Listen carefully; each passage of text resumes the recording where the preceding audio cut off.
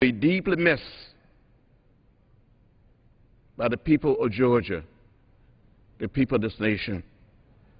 He made a lasting contribution to our country, and we must never, ever forget this good and great man. And with that, Mr. Speaker, I yield back my time. The gentleman yields back. The chair recognizes the gentleman from Georgia, Mr. Bishop, for 5 minutes. Request permission to revise and extend my remarks and address the House for 5 minutes. Without objection, the gentleman is recognized. Mr. Speaker, I'd like to thank Congressman John Lewis for reserving time this morning for members of the House to come to the floor to pay tribute to my friend, one of Georgia's former and notable legislators, the late Congressman Edgar Lanier Jenkins. Ed died January 1st of this year. The poet wrote, "Heights by great men reached and kept were not attained by sudden flight, but they, while their companions slept, were toiling onward through the night." It was no sudden flight for Ed Jenkins, born in Young Harris, Georgia, to rise to prominence in Washington, D.C., under the dome of this great capital. No, it was a result of hard work and humble sacrifice. Although I didn't have the pleasure of serving in this body with Ed, as he retired from Congress in 1993 as I was beginning my first term, I and countless others from across the country looked to Ed as a role model. Ed came to me shortly after I was elected. He embraced me. He was always available to me for advice and counsel. Not only that, he and his friend of many years and his business partner, John Winburn, made it a point to offer continuous support for Democratic members from the Georgia delegation year in and year out. And Ed never asked for anything in return. He was an humble and affable country lawyer. He practiced in Jasper, Georgia. He was born in Young Harris. He attended Young Harris College. He was in the Coast Guard. And for many years he served as an aide to former Congressman Phil Landrum of Georgia. He was elected to this body, and he served from 1977 to 1993. As a member of the House Ways and Means Committee, he played an instrumental role in passage of key tax initiatives that benefited millions of working American families. He was a key figure in the investigation and uncovering the crimes committed during the Iran-Contra affair. Ed, through his illustrious legislative career, always remained a passionate and loyal advocate of the South's manufacturing and textile industry.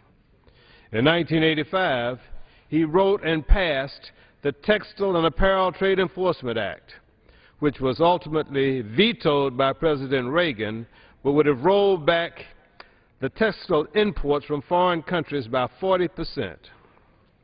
As a conservative Democrat from the South, Ed Jenkins often received praise from his constituents for putting their interests ahead of political ideology or party affiliation. In his political life, he always embodied the adage of the turtle on the fence post, which was quoted so often by his childhood friend, former Georgia Governor and U.S. Senator Zell Miller. It goes like this: whenever you see a turtle perched on a fence post, you know one thing: he didn't get that by himself. Somebody put him there. Ed Jenkins always remembered who sent him to Washington.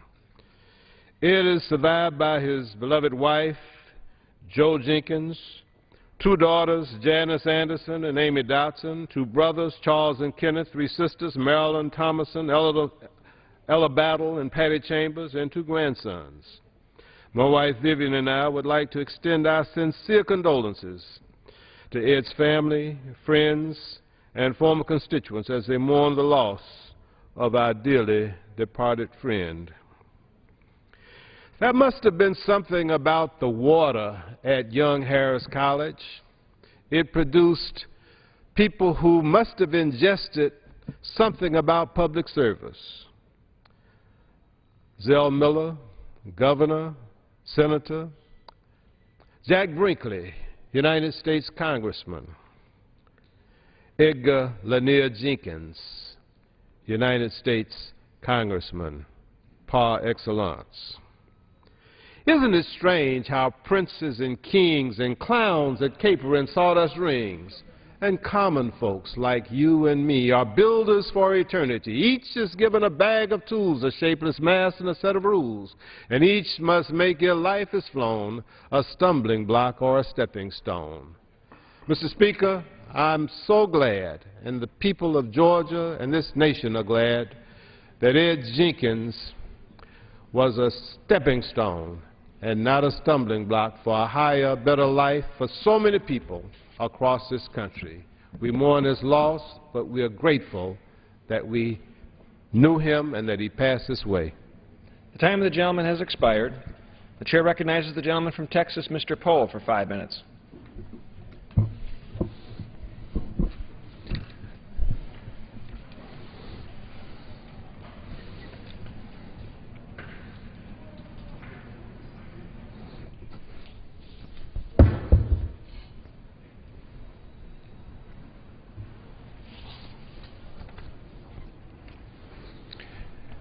Thank you, Mr. Speaker. This is a photograph of Frank Buckles, Jr. It was taken when he was about 16 years of age. He may have been 15, he may have been 17. You see, Frank Buckles, Jr. joined the United States Army in the Great World War I, and he lied to get into the Army so he could serve America in France. They called them doughboys when they went to Europe.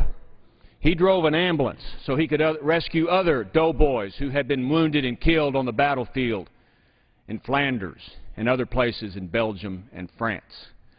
After the Great World War II was over with, he came back home to the United States. 114,000 doughboys did not return alive. Many of them died from flu that they had contacted in France and died in the United States. 4 million served, 114,000 died, and Frank Buckles, Jr. got to come home. After the war was over with, when the Great World War II started, he was in the Philippines. He was captured by the Japanese, held as a prisoner of war for 3.5 years, and shortly before he was to be executed by the Japanese, he was rescued as other prisoners of war. Americans, Filipinos were rescued. He spent the remainder of his years in the United States. He drove a tractor in West Virginia till he was 107, and then last year, at the age of 110, Frank Buckles, Jr. died. Frank Buckles, Jr. had a mission before he died. It was to see that all who lived and died and served in the Great World War I were remembered by this country. You see, he was the last doughboy. He was the last American who died in the Great World War I. This second photograph is a more recent photograph taken when Frank Buckles and I and others were at the D.C. Memorial for World War I veterans. Frank Buckles, Jr. and others, including myself, members of the Senate, member of this House, wanted to see that the D.C. Memorial, which was exclusively to remember the veterans from D.C., great Americans who lived, fought, and died representing our country in the Great World War I, to see that this D.C. Memorial was expanded to not only honor the D.C. veterans who served, but all Americans who served in World War I. After all, it is on the National Mall, where we have 3 other great memorials to the 4 important wars of the last century. You see, America built the Vietnam Memorial, then built the Korean Memorial, then built the World War II Memorial. But there is no memorial on the National Mall for all Americans who served in the Great World War I. And it's time that we do that we honor all that served, not just the few, but all of them. So I've introduced legislation along with my friend from Missouri, Emanuel Cleaver, to have legislation that will do three things. First of all, it will take this memorial that you see in the back, the World War I D.C. Memorial. At the time this photograph was taken, it was in a state of disrepair. It's since been repaired by the National Park Service, which oversees the memorial. Take this memorial, honor the D.C. vets, and expand it to include and make it the District of Columbia and National World War I Memorial. Maybe even give more recognition to the people of D.C. who built the memorial, the school children who collected money so that it could be built many years ago. But make it a memorial for all who served in the World War I. The second thing it would do is also designate the Liberty Memorial in Kansas City as the World War I Museum, which would be in Kansas City, Missouri. You see, it is the museum in the United States that honors and recognizes the history of World War I. And then the third thing that this bill would do is set up a commission so that America can commemorate World War I. You see, it's almost been 100 years since that war started. Not much is being said about World War I. I asked a person not too long ago what he remembers about World War I from history books, and he said, "Isn't that the war where Snoopy fought the Red Baron?" Unfortunately, too many Americans know nothing about our history, and it's time we do so. And so we're going to have a commission to honor the World War I and all that served. This commission is not going to be paid for by the taxpayers. There's no taxpayer money involved in any of this, but it'll be set up to make sure America remembers the 100th anniversary.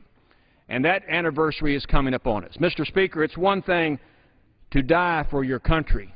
It's another thing, and the worst casualty of war is to be forgotten by your country. And that's just the way it is. I yield back. Time of the gentleman has expired. Chair recognizes the gentleman from Georgia, Mr. Barrow, for 1 minute. Mr. Speaker, I rise to recognize the lifelong public service of my fellow Georgian, former Congressman Ed Jenkins. Congressman Jenkins was born in Young Harris, Georgia. He was a veteran of the Coast Guard and a graduate of Young Harris College and the University of Georgia Law School. Congressman Jenkins represented North Georgia in Congress for 16 years, serving on the Budget Committee and the Ways and Means Committee. His service and his approach to service are a good example for all of us today. Those who knew him and served with him remember him as a level-headed workhorse and a zealous advocate for the interests of his district, especially the textile and poultry industries. But more importantly, he was willing to work in a bipartisan way to do what he thought was best for his constituents and his country. After Congress, Ed Jenkins served as a member and as chairman of the University System of Georgia Board of Regents. Congressman Jenkins passed away on New Year's Day, but he's survived by a wife of 51 years, 2 daughters, 2 grandchildren, and thousands of friends and admirers. We've missed him a lot these last few years, and now we'll miss him even more. And Mr. Speaker, with that, I yield back the balance of my time. The gentleman yields back. I had 1 minute. Chair recognizes the gentleman from Ohio, Ms. Kaptur, for 5 minutes.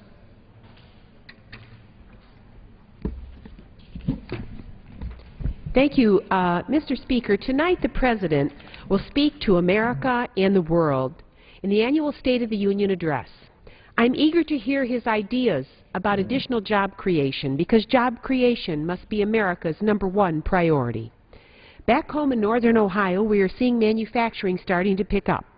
In Lorain, Ohio, Republic Steel is gearing up production. In Toledo, GM Transmission and companies like BX Solutions are bringing back jobs in the transportation and logistical services industry. And across our region, the auto sector is making major investments. The Detroit Auto Show just wrapped up, and there's much to be optimistic about. For one, GM is officially back on top, claiming the title as the world's largest automaker. An amazing comeback for this American automotive industry. Our resilient auto workers brought it roaring back, even after some here would have left it for dead. Just between 2009 and last year, the U.S. auto industry created over 75,000 new jobs. We see the impact in places like Toledo, where Chrysler is expanding production at the Jeep plant, creating thousands of new jobs. In Avon Lake, Ford is investing, and GM's hot-selling Cruze is lighting up factory floors in northern Ohio, from Toledo and Defiance to Parma and Lordstown. However, we cannot forget that countries like China want to muscle in on the U.S. auto sector. If we want to see the U.S. auto industry in a continuing state of growth, creating jobs and building our economy forward, Congress must champion fair trade. In December, the Congressional China Commission held a hearing on China's unfair trade practices, and I used the opportunity to point out exactly how the government in Beijing blocks fair trade in U.S.-made cars and trucks. When Congress ceded China permanent normal trade relations, proponents promised that U.S. products would gain real access to the Chinese market. This has not happened. Would you believe that a Jeep Grand Cherokee costs $85,000 in China? That is 3 times what it costs here in the United States. And why? The Chinese government has created an elaborate system of protective tariffs meant to keep U.S.-made trucks and cars out of China. I asked the U.S. Trade Representative in December to develop a comprehensive strategy for addressing China's anti-competitive behavior. Main Street manufacturers are hard at work creating jobs along Ohio's North Coast and throughout the Midwest. But it's overtime for the administration and Congress to get to work on the very real impact that the trade deficit has on lost U.S. jobs. Economists estimate that for every $1 billion in trade deficit, we lose 15,000 jobs here. For 2011, our trade deficit with China alone will be close to $300 billion. If we do the quick back-of-the-envelope math, this means the U.S. ceded over 4.3 million jobs to China last year. The entire U.S. trade deficit for 2011 is projected to reach an incredible $727 billion in the red, 3/4 of a trillion. China accounts for 40% of it. Congress and the President must stand up for U.S. manufacturing and American jobs. On December 15th, the Chinese government ratcheted up its attacks on our auto industry by levying an additional 21.5% anti-dumping duty and a 12.9% countervailing duty on top of their already unfair practices. That is why I and other members are asking the President to take the Chinese before the World Trade Organization. We need official action to confront China's job aggression. While the official unemployment rate is coming down here, we have a major fight to create more jobs in America. In places like northern Ohio, there are still over 100,000 people out of work. Greater Cleveland has over 75,000 people out of work. Toledo, over 27,000, and Sandusky, over 3,000. Our economy is still struggling forward. We can see how many jobs have been stamped out in not just the auto industry, but in manufacturing across our country due to unfair trade regimes. We need Congress and the executive branch to stand up and demand fairness for our companies, our workers, and our communities that are working so hard to build forward this country as our economy, our fragile economy, keeps rebounding. But it's rebounding forward. It could do a lot better with some help from the President and this Congress. Mr. Speaker, I yield back my remaining time. Gentlewoman yields back. The chair recognizes the gentleman from Michigan, Mr. Levin, for 5 minutes. Without objection, the gentleman is recognized. I want to join my colleagues in remembering Ed Jenkins and Mr. Rangel, who served with him all of Ed's service. And as chairman, I will yield time to him after I say just a few words on behalf of Ed Jenkins. You know, the Ways and Means Committee is indeed a key committee. And Ed Jenkins was a key person. I was reading some of the tributes, and one of them noted what was said in the Almanac of American Politics about Ed Jenkins. And I quote, "He was a man who must be consulted on many key legislative issues." How true that is. Ed Jenkins showed you could be both gentle and strong. He also did not seek the limelight, but he shed light on so many issues. One example is the textile industry. He comes from an area that once reigned close to supremely in terms of textile. And you know, Ed never gave up. He introduced legislation. It passed, but because of a veto did not become law. But talking about shining light, he did expose the importance of the textile industry as part of the manufacturing base of this country. And in that sense, he was very successful. He also showed his grit when it came to the Iran-Contra dispute, and he took on Oliver North in his strong, though gentle way. And I close my remarks with memories of Ed Jenkins when he would come right up to where I now stand.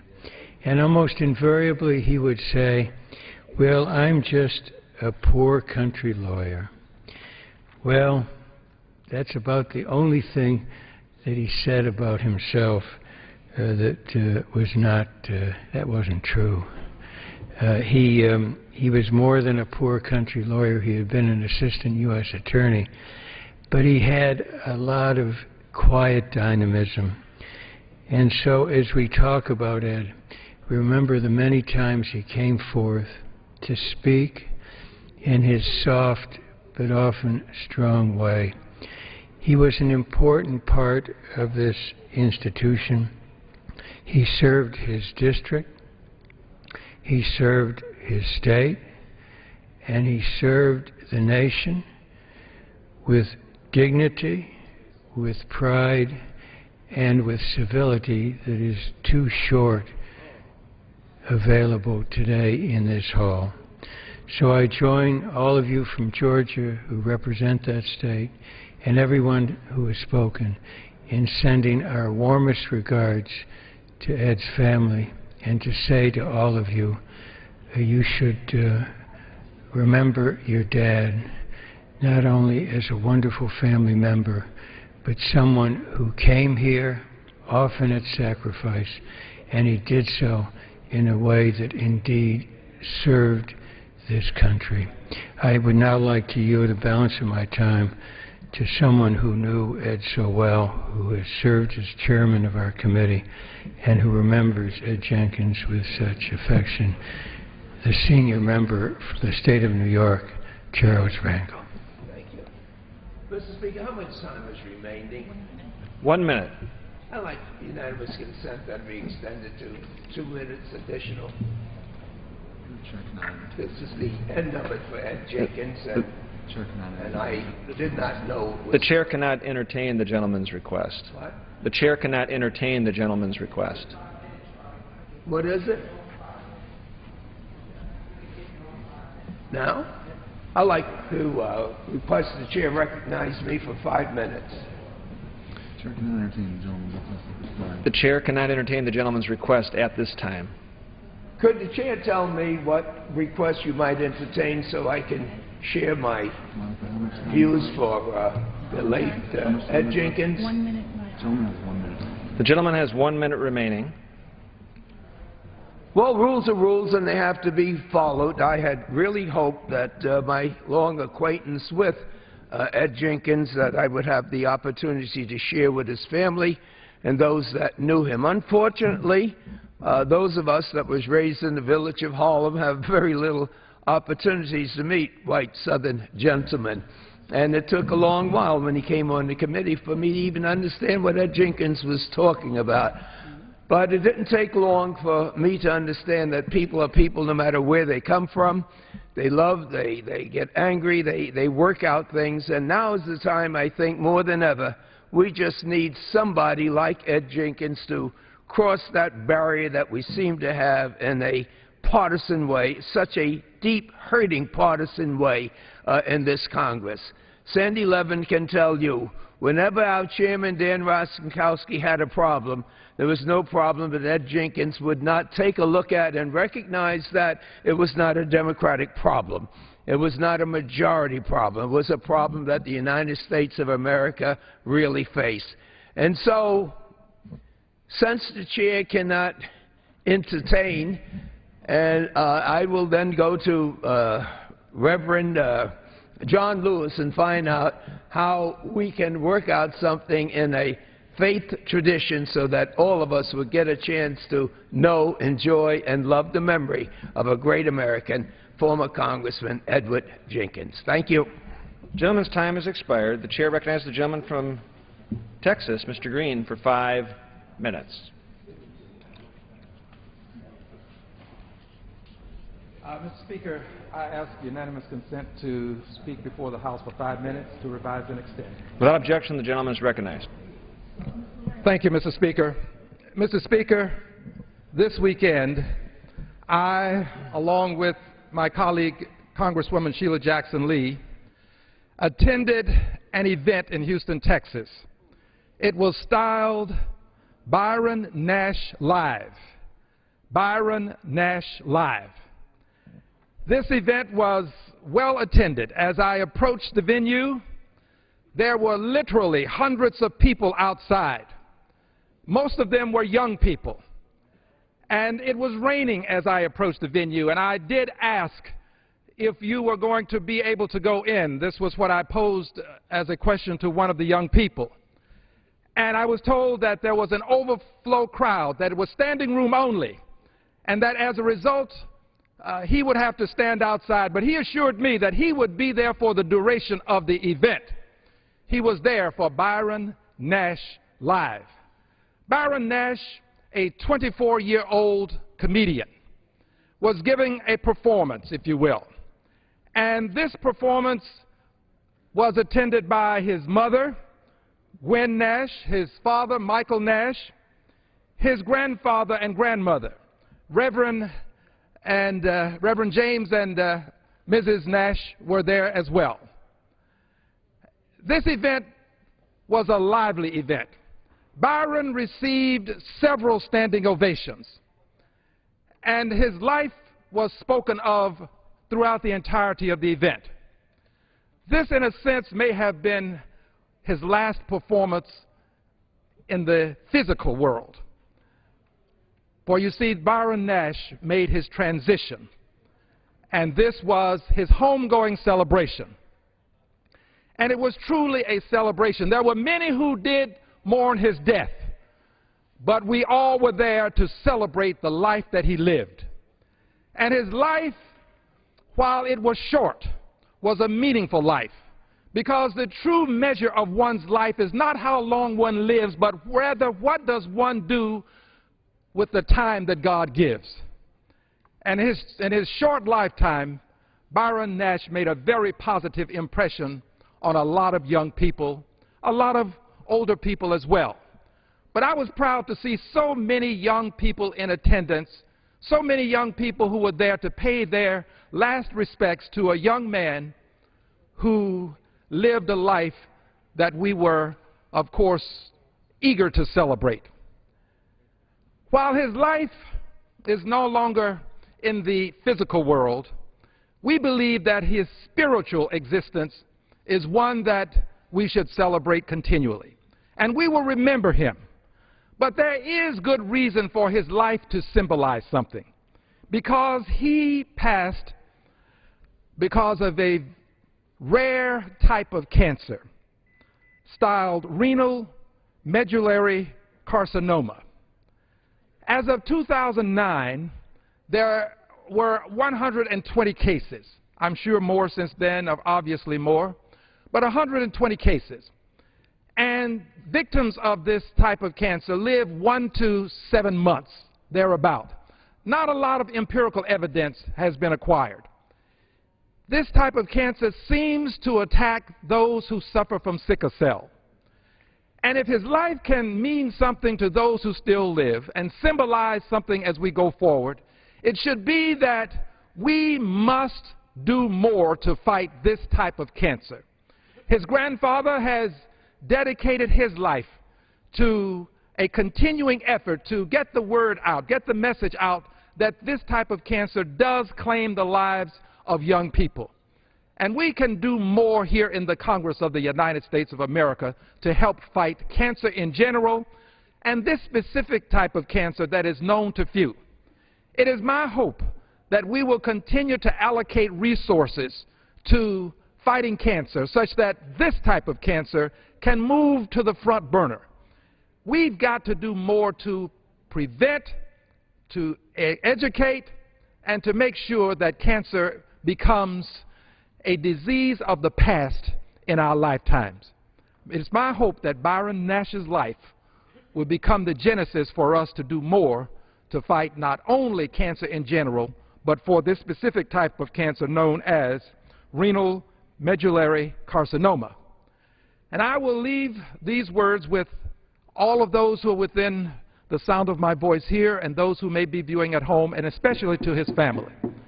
I want you to know that we will do all that we can to make sure that he not only lived a decent life as he did and that it is recognized, but also that we will do all that we can to fight this dreadful disease and bring it to an end. I yield back the balance of my time. The time of the gentleman has expired. The chair recognizes the gentleman from Illinois, Mr. Schilling, for 5 minutes.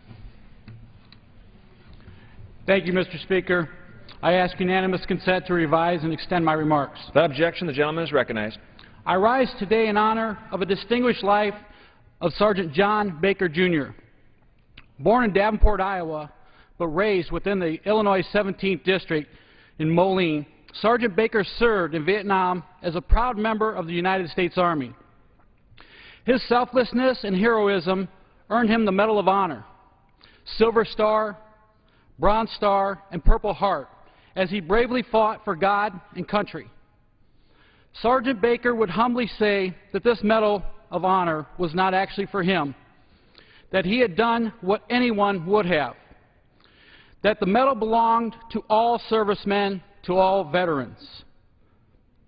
Though he surely never would have said so himself, Sergeant Baker, the Quad City's only Medal of Honor recipient, represented all that is good about our great nation. And although he is no longer with us, the I-280 bridge, named after John Baker, Vietnam veteran, and the monument will also serve as a constant reminder of who Sergeant Baker was and what he did for us all. Godspeed, Sergeant Baker. God bless you for your outstanding service, your remarkable courage, and your modest heroism. With that, I yield back my time. Gentleman yields back. The chair recognizes the gentleman of New York, Mr. Engel, for 3 minutes.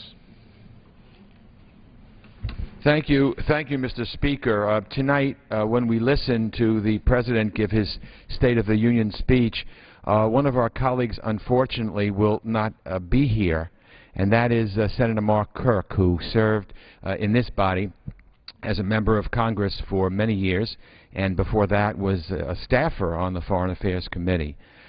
Mark, Senator Kirk, as we all know, is fighting against a terrible stroke that he had just yesterday. And I want him and his family to know that all of our thoughts and prayers are with him as he battles this stroke, and hopefully he will make a full recovery.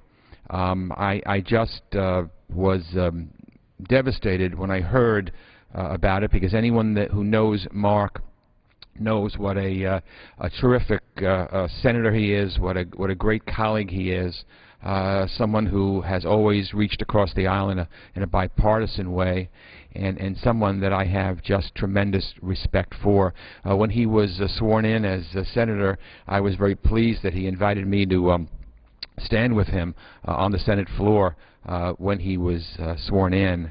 And so, again, I just want Mark and his family and friends, of which I'm one, to know that our thoughts and prayers are with him as he battles this stroke. We have confidence that he is in good hands with the doctors and will make a full recovery. And Mark, again, is the kind of person who epitomizes what bipartisanship is all about, what Americanism is all about. Mark was a co-chair when he was in this body of the Albanian Issues Caucus with me, has been a strong supporter of the State of Israel, and we've worked together on a number of these issues. So, Mark, we're with you. We're going to be watching, and we have confidence that you will recover fully and come back to this body. America needs you, and we're thinking of you. I yield back, Mr. Speaker. The gentleman yields back.